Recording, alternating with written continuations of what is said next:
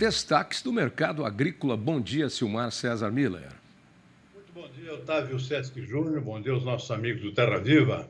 E seguimos aí no nosso clima de outono, frio à noite, temperatura subindo um pouco durante o dia, não muito mais, já chegando aí para o caminho do inverno, a caminho do inverno. Como estão as nossas commodities hoje, Silmar? Tavinho, vamos começar pelo mercado financeiro, o dólar operando com alta nesse momento, 0,3%, cotação em R$ 4,96, 4,96 reais. Mercado de ações, o índice Bovespa na B3 com alta, 0,9%. Mas já faço aqui um corte aqui, Tavinho, cotações das ações da Petrobras, que subiram ontem, no primeiro impacto depois do anúncio dessa mudança na política dos combustíveis aqui no Brasil. Ações da Petrobras subiram em torno de 2,5%, estão caindo hoje também. O pessoal está revendo o que fez ontem, as ações subirem, ações da Petrobras agora mais negociadas com queda de 1,6% aqui no mercado de ações da B3 em São Paulo. E o petróleo voltando a subir no mercado internacional, alta de 1 ponto percentual nesse momento, $70,70 o barril, aquele tipo de petróleo, tipo Brent, que é referência para o mercado internacional, inclusive era ou deve continuar sendo ainda a referência para os parâmetros aqui da Petrobras, no caso de reajuste de preço, seja para cima, seja para baixo. Mercado de commodities agrícolas, a maioria operando com queda hoje. O cenário não está muito bonito no mercado internacional, especialmente de grãos, mas outras commodities também com queda hoje. Soja caindo em torno de 0,2% na Bolsa de Chicago, milho cai mais, 2,3%, trigo também, 2,2%. Café arábica também com queda, 0,5%, açúcar negociado em Nova York também com queda, 0,5%. Suco laranja, que subiu ontem, volta a cair, 0,5%. Cacau também cai, 0,3%. Só o algodão nas bolsas internacionais que mostra uma reação positiva, subindo 0,5%. Mercado do boi gordo aqui na B3, não tem jeito, ameaça uma recuperação, mas volta a cair outra vez. Está caindo 0,9% agora, refletindo o próprio comportamento que segue muito ruim no mercado físico lá no interior do país. Bom, o que está provocando essa sucessão de quedas nos preços das commodities?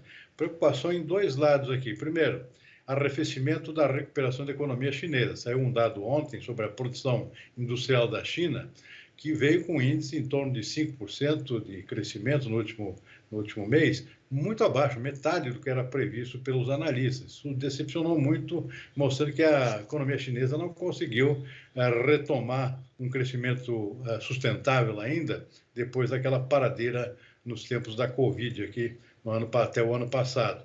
E o outro dado que também está preocupando o mercado, só que no sentido oposto, é o crescimento acima do previsto na produção industrial dos Estados Unidos. Isso veio acima do previsto, ao contrário da China. Só que isso remete à possibilidade, ao retrato de que está havendo ainda um aquecimento da economia americana, que pode levar a um novo aumento da taxa básica de juros pelo Banco Central americano, talvez mais 0,25%, e isso, claro, acaba afetando aqui o preço das commodities, né? Preços dos ativos em geral, ou seja, a taxa de juro mais alta leva a uma certa retração da economia, que, aliás, é o objetivo exatamente de dar uma desaquecida na economia americana, que mostra-se ainda aquecida. Tudo isso acaba sendo negativo para preço de commodities, por exemplo, e é um outro fator que está afetando os mercados nesta quarta-feira, Tavinho. Silmar, você sabe que algumas coisas a gente não revisa na vida, né? Por exemplo, time de futebol, é difícil você conhecer alguém que troca de time de futebol. O seu caráter, sua dignidade, enfim, a sua honra são coisas que você mantém sempre, né? As pessoas que o têm. E eu estou mudando, você ficou preso ontem no trânsito e não pôde comparecer aqui para trazer os números do nosso programa. Eu estou revendo, eu tinha uma bronca de congestionamento na cidade, porque não andava. Você sabe que ultimamente eu estou até aplaudindo os congestionamentos de tanto motorista ruim que tem na rua, porque pelo menos no congestionamento ele não anda, ele anda meio por hora. Porque quando dá para andar 20, 30, 40 ou 50, é cada barbaridade. Então eu agora, nessa idade, eu estou ficando fã dos congestionamentos. Interessante como a gente muda, né? Nada como um dia depois do outro, né, Tavinho? Impressionante, concordo com você, realmente. Eu estou São lembrando. Paulo. Eu estou lembrando daquele quadro que tinha, acho que era no programa humorístico aí, que era lá, ó o Lula lá, ó o Lula lá. Tá viajando de novo, lembra? Tá, agora foi pro Japão. Era aqueles dois caras que ficavam limpando o vidro, né? Aí quando passava o avião, lá vai, lá vai. Vem cá. Ontem teve dois congestionamentos. Meu dentista atrasou, por isso que eu atrasei também, já na chegada, e na volta aí foi comigo. Aí o Mas, trânsito me pegou na volta do dentista. mas um Mas dia não deu. eu sei onde é o consultório do seu dentista, porque um dia eu te encontrei a pé lá, entendeu? E você falou, estou voltando do dentista, né? Eu parei no trânsito assim, o Silmar estava na calçada. Ô, Silmar, o que está fazendo? Estou voltando. Você devia ter ido a pé, Silmar. A pé é próximo da sua casa, acho que seria mais rápido, né? Vem cá, você economizaria combustível, Uber, etc. Vem cá, esse negócio da Petrobras, vai baixar mesmo o preço? Eu vou comentar um negócio com você. Primeiro, as ações ontem subiram, era reflexo. Aí você comentou agora que hoje estão caindo. O que é que os acionistas estão vendo que talvez outras pessoas não estejam vendo? Porque a Petrobras anunciou hoje que o tanque de combustível de gasolina vai ficar, em média, R$ 20 mais barato. Não sei, tem gente aí que está apostando para ver. Eu falo isso porque é o seguinte, a gente vive numa crise mundial, e você comentou, inclusive, em relação ao negócio do petróleo hoje. E como você não estava aqui ontem, eu falei, vou comentar porque o Silmar não está. Um secretário de Estado americano lá pediu uma investigação geral porque os preços dos alimentos, a gente já deu aqui, na avaliação da FAO, vem caindo regularmente, mês após mês. Só que nos Estados Unidos não cai. Na Inglaterra. Só que lá não cai, só sobe. E outra coisa, o preço do combustível também. Cai o petróleo no mercado internacional e lá não cai, só sobe. Então, ele pediu uma investigação, porque muitas das redes de supermercado que operam com os alimentos, elas operam também com bandeiras de postos de gasolina. É um grupo meio fechado assim. E os ingleses estão com problema, porque o tal do Brexit, agora não tem peão para trabalhar lá na roça, para colher as coisas. Está vendo como são as coisas, Silmar? E por aqui, vai baixar o combustível ou não vai? Pois é, também está gerando muita controvérsia essa nova política da Petrobras. Primeiro, pela falta de transparência. São critérios ainda que não estão bem claros aqui de como é que vai ser, como é que vão ser os reajustes futuros. Antes tinha uma regra clara, que o petróleo sobe no mercado internacional e o câmbio sobe, o preço da gasolina, dos combustíveis sobe também. A referência do mercado internacional e do câmbio. E vice-versa, né? Agora não. Agora o mercado internacional segue sendo uma referência, mas é apenas um dos componentes. Os demais serão internos aqui por critérios ainda insondáveis, na opinião de muitos analistas, que não estão gostando nada dessa nova política da Petrobras e não se sabe o que vai acontecer lá na frente quando o petróleo, por exemplo, voltar a subir de forma acentuada. Como é que vai ficar aqui o reajuste dos combustíveis? Vai ter algum subsídio aqui para evitar impacto interno, ou seja, não está muito clara aqui para muitos analistas essa nova política. Sem contar o fato de que, por exemplo, tem parte do petróleo que entra aqui, que é importado por refinarias privadas, por importadores privados, que distribuem, inclusive, combustível privadamente aqui, que não sabem como é que vão competir com essa nova política se causar alguma distorção em relação ao mercado internacional. Eles vão ter que importá-la de fora, preço de mercado internacional. Como é que internaliza isso aqui dentro com uma política que não internaliza os efeitos do produto importado, no caso do produto distribuído pela Petrobras, por exemplo? Então, existe muito ponto de interrogação pela frente, não está muito claro o que vai acontecer. Agora, a primeira medida foi essa aqui, isso era uma promessa do presidente Lula, lá na campanha, já na metade do ano passado, de reduzir o preço dos combustíveis e tentar abrasileirar o critério de ajuste dos preços dos combustíveis aqui no Brasil. E foi o que a Petrobras acabou atendendo aqui, criou um artifício novo aqui, chamado abrasileiramento do preço do combustível. Como é que isso vai se sustentar no futuro? Ninguém sabe ainda. Existe muita dúvida nesse sentido. O fato é que o próprio mercado de ações da Petrobras, que refletiu positivamente no primeiro momento essa nova política, hoje já parece que está interpretando de uma forma diferente. Olha, esse abrasileiramento aí da política do petróleo brasileiro só seria viável, e mesmo assim acho impossível, porque o petróleo é uma commodity internacional, se o Brasil tivesse totalmente pleno abastecido com seu próprio petróleo, só ficasse aqui.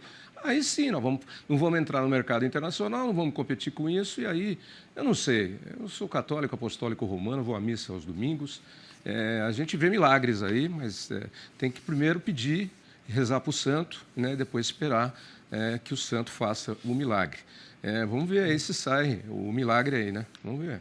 Eu só sei que roda só inventaram uma vez, né? Continua redonda, né? Então, não sei se tem alguma forma. Bom, vamos aguardar, vamos aguardar.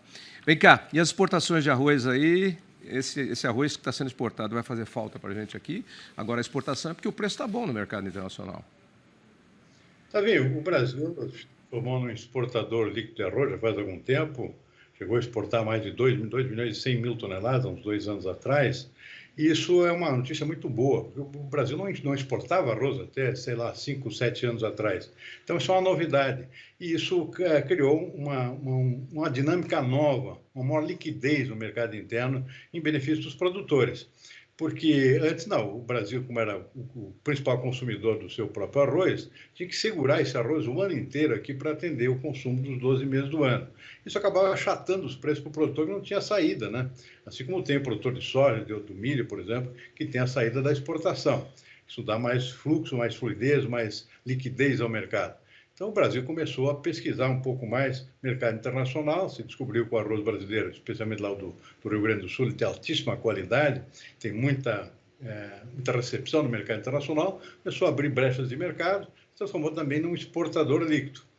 Não falta arroz aqui no Brasil, mesmo com a produção tendo caído esse ano, nós vamos exportar um pouco menos. Mas o Brasil também é sempre abastecido pelos países vizinhos. O Argentina, por exemplo, o Argentina não consome arroz, o Uruguai muito pouco, Paraguai também não. São 3 países que produzem arroz para exportar para o Brasil. Então, isso equilibra as coisas. O Brasil exporta lá 1,5 milhão, 2 milhões de toneladas, importa 1 milhão, 1,5 milhão de toneladas dos países vizinhos. Fica tudo como está, ou seja, nunca falta arroz, nunca vai faltar arroz aqui no mercado brasileiro. E o consumo, por sinal, está estagnado também. Faz anos que não sai de 12 milhões de toneladas por ano. 11 milhões, melhor dizendo, 11,5 milhões de toneladas por ano, estagnou. O brasileiro não consome, mistura com massa, come outras coisas, assim como o feijão também. O consumo está estagnado aqui no Brasil.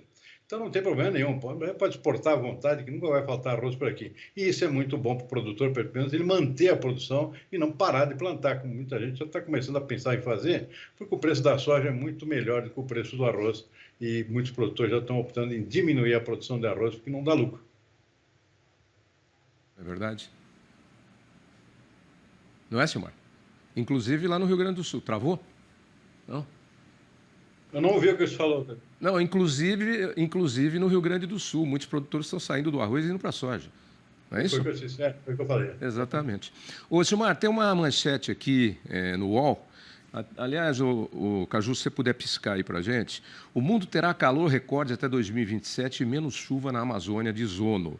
Esse relatório da ONU foi divulgado hoje e fala que os próximos 5 anos serão de um calor excessivo e falta de chuva na Amazônia, e isso pode prejudicar várias regiões do mundo, inclusive no Brasil, prejudicar a agricultura. É o novo relatório do clima que está saindo. E menos chuva na Amazônia significa que alguns períodos chuvosos aqui para o sudeste e sul do Brasil, eu sempre vejo na previsão do tempo aqui, através daquela zona de convergência intertropical, que entra pela Amazônia e pega a umidade e traz. Pode piscar o UOL, manchete. São aqueles períodos chuvosos intensos que às vezes a gente passa aqui. Isso aí não é o UOL, hein? Agora é. Aqueles períodos intensos que a gente passa aqui com chuva constante durante 2, 3 meses, inclusive. É mais uma notícia preocupante aí, né, para a nossa agricultura. Sempre se fala em mudanças climáticas, mas saiu esse relatório hoje, eu dei uma olhada por cima, realmente apontando aqui um El Niño forte agora, substituindo o Laninha, né, terminou no ano passado, e isso provoca alterações climáticas aqui, talvez com mais intensidade em algumas regiões, em relação ao período anterior. Foi o que apontou esse relatório da ONU, divulgado hoje, lá em Genebra, sobre essa possível mudança há um ano, pelo menos, nesses próximos 5 anos, com um clima bastante desfavorável, que pode causar secas, prejuízos das plantações, especialmente na Amazônia, com um baixo regime de chuvas, e também partes do sul, do extremo sul da América do Sul, atingindo novamente a Argentina, eventualmente Rio Grande do Sul, que já vem sofrendo com secas consecutivas, como nos últimos 2 anos. Então, é claro, é preocupante, é parte das chamadas mudanças climáticas, né? Mas eu não diria que é uma coisa permanente, tanto que o próprio relatório ele circunscreve essa possibilidade num período próximo aqui, mas não permanente, digamos assim. Embora tudo leve aquelas discussões sobre as mudanças definitivas do clima, com o aumento da temperatura global ao longo do próximo do século e também do próximo, que é mais preocupante, mas nesse caso aqui parece uma coisa mais circunscrita ao curto prazo. Pois é, mesmo assim, os cientistas e a pesquisa estão de olho nisso, porque muitas das entrevistas que a gente faz aqui, você acompanha também, através do programa ou através das notícias e de relatórios, os cientistas, de modo geral, vêm trabalhando hoje para desenvolver plantas com enraizamento mais profundo, para que elas possam buscar água em camadas mais profundas do subsolo, e não apenas superficialmente. Essa é uma tendência, então, a ciência e os pesquisadores cientistas já estão de olho nisso, né? Inclusive, isso, na verdade, não é em função desse relatório. Isso é em função de períodos de estiagem e variações que nós tivemos. Mas vai de encontro a isso também. Quer dizer, menos água na parte superior do solo, uma planta com enraizamento maior para buscar em áreas mais profundas. Interessante, não? Sem dúvida. O Brasil também tem uma característica da agricultura que é o chamado plantio direto na palha, né, Tavinho? Isso protege o solo, né? Ou seja, não, a palha que resta, por exemplo, de uma colheita do milho, depois isso é triturado aqui por uma máquina e depois você planta a soja em cima sem mexer no solo, sei lá, na profundeza do solo. Isso protege o solo também do excesso de temperatura. São características aqui da agricultura brasileira, que são muito bem-vindas, e que proporcionaram aqui essa sucessão de plantios o ano inteiro, por exemplo, que é uma característica única aqui do Brasil, né, que consegue produzir 2 ou até 3 safras por ano na mesma região. Né?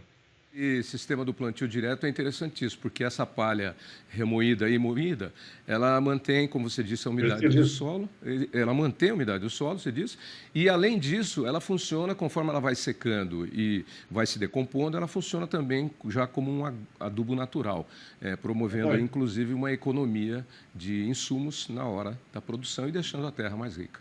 Coisas do Brasil, né? Pouca gente fala. Nós falamos muito aqui. Vamos lá, Silmar. Quarta-feira, hein? Amanhã, quinta, a gente conversa de novo. Forte abraço, amigo. Boa tarde e até amanhã. Até amanhã.